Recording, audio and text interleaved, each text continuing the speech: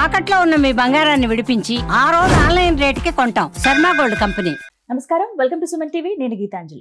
మనలో చాలా మంది వింటూ ఉంటాం, మనం ఏదైనా జాతకం చూపించుకున్నప్పుడు లేకపోతే ఎవరైనా పెద్దవాళ్ళు మనల్ని చూసినప్పుడు కొన్ని దోషాలు ఉన్నాయి, అందులో ప్రముఖంగా గురుశాపం ఉంది మీకు అని చెప్తూ ఉంటారు. అంటే గురు దోషం కానీ గురు శాపం కానీ ఎందుకు ఏర్పడతాయి, వాటి నివారణార్థం ఎటువంటి పరిహారాలు చేసుకుంటే మంచిది, అవి తొలగిపోతే మన జీవితంలో ఎలాంటి మార్పులు మనం చూస్తాం, వీటి గురించి తెలుసుకుందాం. వివరించేందుకు ప్రస్తుతం మనతో పాటు ఉన్నారు. 2009వ సంవత్సరం నుంచి ఇప్పటి వరకు చూసుకుంటే 30,000 జాతకాలను పరిశీలన చేసినటువంటి అనుభవంతో పాటుగా 2013వ సంవత్సరం నుంచి వేల సంఖ్యలో పితృదోష నివారణార్థం పూజలు జరిపించినటువంటి ప్రముఖ జ్యోతిష్యులు బ్రహ్మశ్రీ నందిభట్ల శ్రీహరి శర్మ గురువు గారు ప్రస్తుతం మనతో పాటు ఉన్నారు. వారితో మాట్లాడదాం. గురుగారు నమస్కారం అండి.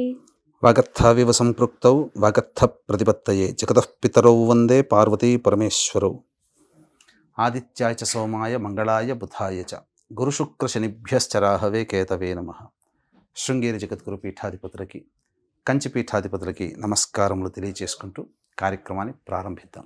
గురుగారు, మీరు ఎప్పుడూ చెబుతూ ఉంటారు పంచ దోషాలు అని చెప్పి, ఇందులో భాగంగా గురుదోషం, గురు శాపం కానీ వీటి గురించి సందర్భానుసారం మాట్లాడుతూ ఉంటారు.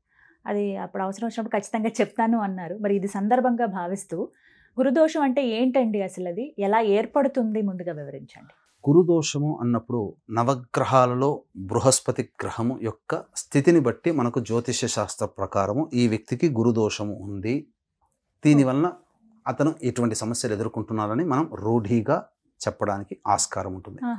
అంటే ఈ బృహస్పతి గ్రహము రిప్పస్థానాలలో గనక ఉన్న, నీచ స్థితి పొంది ఉన్న, పాపగ్రహాలతో కలిసి ఉన్న, పాపగ్రహ వీక్షణ ఉన్న, ముఖ్యంగా రాహుకేతులతో బృహస్పతి గ్రహం కలిసి ఉన్న ఎవరి జాతకంలో ఈ స్థితిగతులు ఉంటాయో వారు తప్పకుండా ఈ యొక్క గురు దోషము లేదా గురు శాపానికి గురి అవుతారు. అయితే సాధారణంగా ఎలాంటి పరిస్థితుల్లో ఇది ఏర్పడుతుంది అని చాలామందికి అనుకుంటూ ఉంటుంటారు. అంటే ఎగ్జాంపుల్ చెప్తానమ్మా. ఒకే ఆఫీస్లో ఒకే రోజు కొంతమంది జీవితంలో జాయిన్ అవుతారు, కానీ కొంతమంది వాళ్ళ జీవితంలో ఆ జాయిన్ అయినటువంటి వాళ్ళలో ఒక 10 మంది జాయిన్ అయ్యారని అనుకుందాం. ఒక 2-3 జీవితంలో ఉన్నత స్థానానికి వెళ్ళిపోతారు. చాలామంది ఆ అధికారానికి నోచుకోలేకపోతారు, ఇంక్రిమెంట్స్ కూడా నోచుకోలేకపోతారు. ఎందుకు అనంటే వాళ్ళ జాతకంలో గురుశాప ప్రభావం ఉంటుంది. ఈ గురుశాప ప్రభావం ఎవరి జాతకంలో ఉంటుందో వాళ్ళు ప్రధానంగా నానా తిప్పలు పడాల్సినటువంటి పరిస్థితి వస్తుంది. అయితే ఎందుకు జరుగుతుంది, ఎలా జరుగుతుంది అనంటే గత జన్మలలో గురు సమానమైనటువంటి వాళ్ళని ఇబ్బంది పెట్టిన, విద్య నేర్పిన గురువును కానీ, జ్ఞానాన్ని పంచి పెట్టేటువంటి గురువులను కానీ, మతాధికారులను కానీ, పీఠాధిపతులను కానీ, తల్లిదండ్రులను కానీ, తల్లిదండ్రులతో సమానమైనటువంటి వాళ్ళని కానీ హింసించిన, హత్య చేసిన వాళ్ళు వచ్చే జన్మలో ఈ గురుశాప ప్రభావంతో జన్మిస్తారు. గురుశాపము కనుక ఉంది అనంటే వంశమే నాశనమైన సందర్భాలు అనేకంగా ఉన్నాయి. ముఖ్యంగా యదువంశం. అంటే దూర్వాస మహాముని తన పరివారంతో వస్తున్నప్పుడు సాంబుడికి లేని గర్భాన్ని సృష్టించి మగపిల్ల ఆడపిల్ల అని అడగించడం, వాళ్ళు అసలు తెలుసుకొని అవహేళన చేస్తామని చెప్పి శాప ప్రభావం పెట్టడం, తత్కారణం చేత ముసలము పుట్టి ఆ ముసలమే యదువంశం మొత్తాన్ని కూడా నాశనం చేసింది. కాబట్టి గురువు ఆగ్రహిస్తే ఏం జరుగుతుంది అని తెలిసి రాజులు సైతము కూడా, మునులు అంటే గురువులే కదమ్మా. గురువు అంటే ఇక్కడ ఏదో మనము పూర్వకాలం సినిమాలో చూపించినట్టుగా గడ్డాలు మీసాలు కాదమ్మా. గురువు అంటే జ్ఞానాన్ని పొందినవాడు. ఇప్పటి కాలంలో సైంటిస్టులు, అలాగే పురోహితులు, బ్రాహ్మణులు, మఠాధిపతులు, పీఠాధిపతులు, ఇంట్లో పెద్దవాళ్ళు, వీళ్ళని జాగ్రత్తగా చూసుకోవాలి. వీళ్ళని హింసిస్తే తదనంతర కాలంలోనే ఇమీడియట్గానే ఈ యొక్క గురుశాప ప్రభావానికి గురవుతారు. గురుగారు, మరి గురుశాపం ఎవరికైతే ఉంటుందో అది ఒక వ్యక్తికి కానీ ఒక కుటుంబానికి కానీ ఎలా తెలుస్తుందండి? ఎలా ఉంటాయి ఆ ప్రభావాలు, ఎలా ఉంటాయి వాటి గురించి, అవి చూసి మనం గుర్తించవచ్చా? ఈ సంబంధించినటువంటి గురుశాపానికి సంబంధించి చాలామంది ఇంతకుముందు చెప్పినట్టుగా ఉద్యోగంలో అభివృద్ధికి ఉండదు, ధనాన్ని నష్టపోతారు. గురువు ప్రభావంగా మనం ఎలాంటి సంఘటనల ద్వారా తెలుసుకోవచ్చు అనంటే గురువు కారకత్వాలు మనం ముందు తెలుసుకోవాలి. గురు కారకత్వం ఏంటి? ధనయోగ కారకుడు, విద్యాకారకుడు, సంతానాన్ని ప్రసాదిస్తాడు, కీర్తి ప్రతిష్టలు ప్రసాదిస్తాడు, పనులలో అనుకూలతను ప్రసాదిస్తాడు.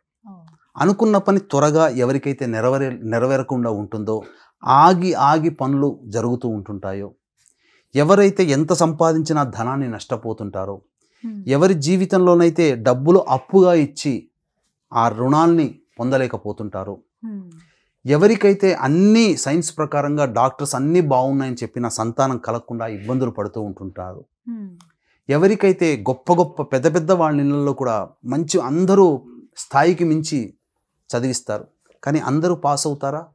సాధారణంగా ఉండదు. అటువంటి కుటుంబాల్లో అలాగే కీర్తి ప్రతిష్టలు అంటే పేరుకే ఒక కంపెనీకి CEO లేదా హెడ్ ఆఫ్ ద పర్సన్స్ లేదా ఒక డిపార్ట్మెంట్కి హెడ్గా ఉంటారు, కానీ ఆ కింద పనిచేసే వాళ్ళే ఇతన్ని పట్టించుకోరు. పేరుకే గొప్పగా ఇంటికి యజమాని కానీ ఆ ఇంట్లో అందరికీ చులకన.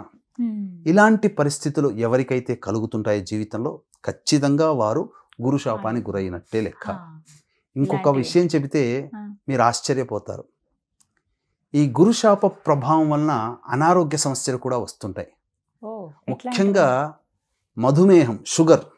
ఎవరికైతే షుగర్ బారిన పడతారో వారు గురుశాపానికి గురవుతారు. గురువు సరైన స్థానంలో లేకపోతే ఖచ్చితంగా ఆ వ్యక్తి ఈ యొక్క షుగర్ బారిన పడతారు. అంటే ఏంటి, మనకు నవగ్రహాల్లో గురువు చాలా ప్రధానమైన భూమిక కదమ్మా. అలాగే మన శరీరంలో కూడా గురువు మెయింటైన్ చేసేటువంటి ఆర్గాన్ కాలేయం.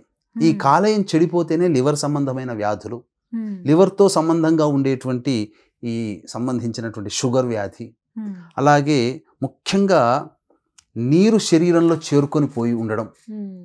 ఇంకా చెప్పాలి అనంటే ఊపిరితిత్తుల యొక్క కిడ్నీ సంబంధమైనటువంటి వ్యాధులతో బాధపడేటువంటి వాళ్ళు, వీళ్ళందరూ గురుశాపానికి గురైనటువంటి వాళ్ళే. గురువు అంటే ఏంటి? వృద్ధి చేసేవాడు అని అర్థం. కాబట్టి క్యాన్సర్ అంటే ఏంటమ్మా? కణాలన్నీ వృద్ధి చెందుతూ ఉంటుంటాయి. కాబట్టి క్యాన్సర్ రోగంతో బాధపడే వాళ్ళు కూడా ఈ యొక్క గురుశాపానికి గురైన వాళ్ళే. థైరాయిడ్ సమస్య గురుశాపం. అలాగే ఎన్లార్జ్మెంట్, బాడీలో కొన్ని ఆర్గాన్స్ ఎన్లార్జ్మెంట్ అవుతాయి. ఊపిరితిత్తులు పెరిగాయండి, గుండె పెరిగిందండి, ఎన్లార్జ్ అయిందండి అని చెప్పి అటువంటి సమస్యలతో బాధపడే వాళ్ళు కూడా గురుశాప ప్రభావంలో ఇటువంటి సమస్యలు వస్తాయి. ముఖ్యంగా లివర్ ప్రాబ్లం. కాబట్టి ఇటువంటి శాప ప్రభావాలు ఉన్నప్పుడు అనువైనటువంటి కాలము రేపు వచ్చేటువంటి 8వ తారీఖు నుంచి ప్రారంభమయ్యేటువంటి మహాలయ పక్షాలు. కాబట్టి ఖచ్చితంగా కొన్ని పరిహారాలు పాటించుకోవాలి. ఉంటాయండి. అంటే ఇప్పుడు అదే తెలుసుకోవాలనుకున్నాను. గురుశాపం అన్నారు, ఇంత అంటే ఫలితాలు కూడా ఇలాగే ఉన్నాయి. అంటే ప్రభావం ఉన్న వాళ్ళు ఎలా ఉంటారు, వాళ్ళకి ఎలాంటి ఎఫెక్ట్స్ ఉంటాయి, ఎలాంటి పరిస్థితులు చూస్తారు అటు ఆరోగ్యపరంగా జీవితపరంగా. మరి మీరన్నట్టుగా ఈ మహాలయ పక్షంలో ఎటువంటి పరిహారాలు చేసుకుంటే నివారణ అవుతుందంటారు? ఈ గురుశాప ప్రభావానికి సర్వప్రాయశ్చిత్త కార్యక్రమము, తిలాహోమములు అనేటువంటివి మన ఆధ్వర్యంలో జరిపిస్తున్నాం. ఎప్పుడు? సెప్టెంబర్ 15వ తారీఖు అలాగే 19వ తారీఖు రోజున. శివుడికి సంబంధించినటువంటిది నక్షత్రం ఆరుద్ర నక్షత్రం ఉన్నటువంటి రోజు, పైగా సోమవారం కూడా అయింది. ఇప్పుడు మనకు దేవతలలో దక్షిణామూర్తిని మనం ఎలా చెప్తామమ్మా? గురు స్వభావంగా చెప్తాం. కాబట్టి ఆ దక్షిణామూర్తి శివస్వరూపమే. ఆయన నక్షత్రం ఆరుద్ర నక్షత్రం. ఆరుద్ర నక్షత్రం ఉన్నటువంటి 15వ తారీఖు రోజున, అలాగే 19వ తారీఖు రోజున త్రయోదశి మఖా నక్షత్రం కలిసినటువంటిది అద్భుతమైన రోజు. అటువంటి మహాలయ పక్షాల్లో ఆ రోజున జరిగినటువంటి పరిహారము అద్భుతంగా ఉన్నతమైనటువంటి ఫలితాల్ని ఇస్తుందమ్మా, అమోఘమైన ఫలితాన్ని ఇస్తుంది. కాబట్టి ఈ 2 రోజుల్లో ఈ గురుశాప నివృత్తికి వీటితో పాటుగా స్త్రీ శాపము, దైవశాపము, సర్పశాపము, పితృశాప నివృత్తికి కూడా మన పీఠం ఆధ్వర్యంలో ఆ రోజున కార్యక్రమాలు జరపబడుతున్నాయి. కాబట్టి అవకాశం ఉన్న వాళ్ళు ఈ యొక్క కార్యక్రమంలో స్వయంగా నమోదు చేసుకోవచ్చు. రాలేని వాళ్ళ కోసం బ్రాహ్మణుని కర్తగా పెట్టి చేయించడం జరుగుతుంది.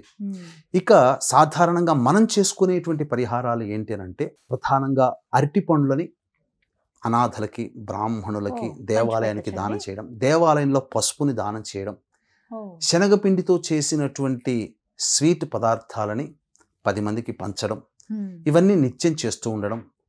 అలాగే ఈ గురుశాప నివృత్తికి తప్పకుండా ఈ ప్రాయశ్చిత్త కార్యక్రమం, ప్రాయశ్చిత్త తిలహోమాల్లో గనక పాల్గొన్నటువంటి వాళ్ళు తదనంతరం కాలంలో తల్లిదండ్రులని, గురువులని గౌరవిస్తూ దైవాన్ని మనం ఆరాధించినట్లయితే తప్పకుండా ఈ గురుశాప నివృత్తి జరిగి వాళ్ళ జీవితంలో అద్భుతమైనటువంటి ఫలితాల్ని 6 నెలల్లో చవి చూస్తారమ్మా. ఎందుకనంటే నవగ్రహాల్లో ప్రధానమైనటువంటి గ్రహము రవి.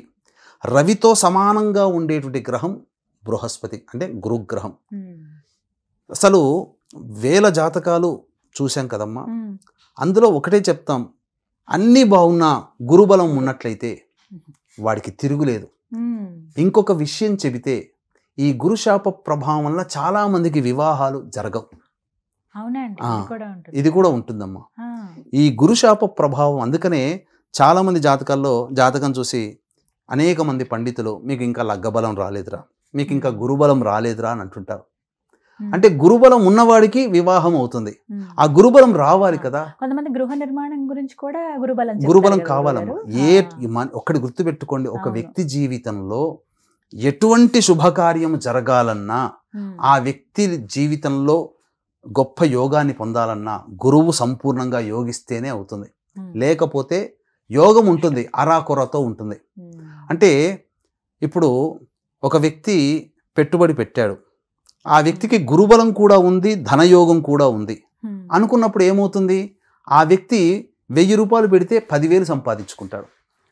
ఒక వ్యక్తికి ధనయోగం మాత్రమే ఉంది కానీ గురుబలం లేదు, 1000 రూపాయలు పెడితే 2,000 వస్తుంది. 2,000 రావాలని కోరుకుంటారా, 10,000 రావాలని కోరుకుంటారా ఎవరైనా? కాబట్టి గురుబలం కావాలని కోరుకుంటారు.